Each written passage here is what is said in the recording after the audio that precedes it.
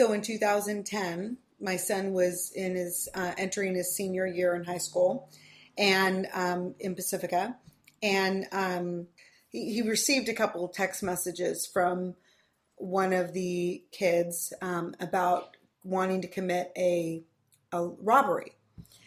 He got picked up at 9 in the morning. We got a call around 5. Within 24 hours, the public defender confirmed or told us that my son was a direct file. And I didn't know what that meant. And he said, your son's being charged as an adult because it's an adult-like crime.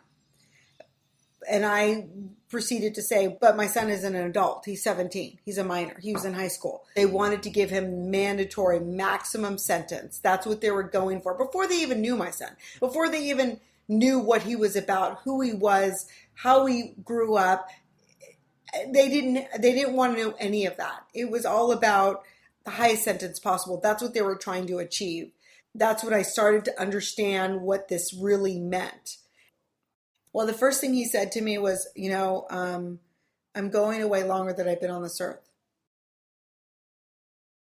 There's no reason why kids should be thrust into adult court in the way that they have been since Prop 21 was passed in 2000.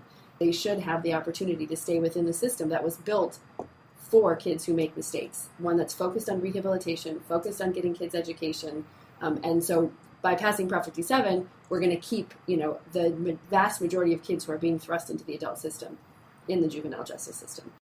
Kids do make mistakes and can and will rise to the challenge of turning their lives around if we give them these opportunities. The problem is most kids don't get these opportunities. Many of the kids that we're writing about here go to prison.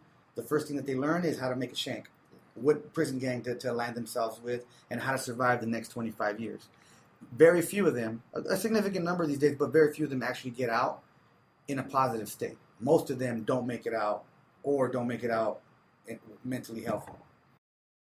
They call it Department of Corrections, right? But they might not actually become corrected by the time they get out, right? So if they get out and they get out eventually, right, someone has to get out. Do we want these individuals to come out better people or more broken, right, than they even were when they came in?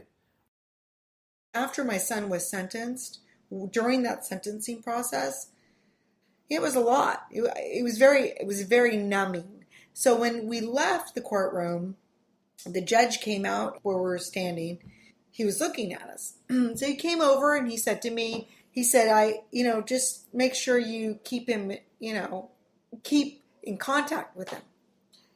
And I don't know what it was about that particular moment, but I had this I don't want to say vindication. I just had this power in me. I said, oh, this system will not break us. I will do everything I can to fight to get my kid out of that hellhole. This will not break us. Because this system will break families. Financially, emotionally, it's horrible.